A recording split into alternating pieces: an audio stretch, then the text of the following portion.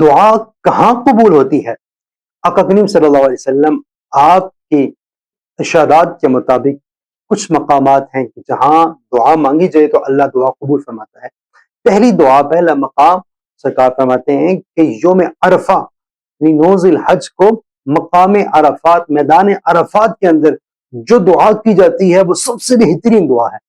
یعنی حاجی حج والے دن جو دعا کرتے ہیں اس مقام عرفات پر جو دعا ہے وہ ضرور قبول ہوتی ہے۔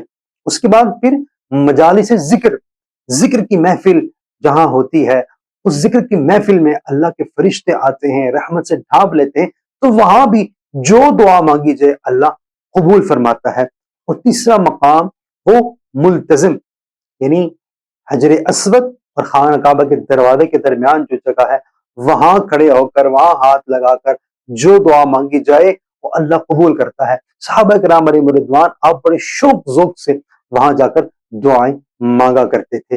اللہ ہمیں بھی وہاں جا کر دعاؤں کی توفیق نصیب فرمائے۔ فلا يتدبرون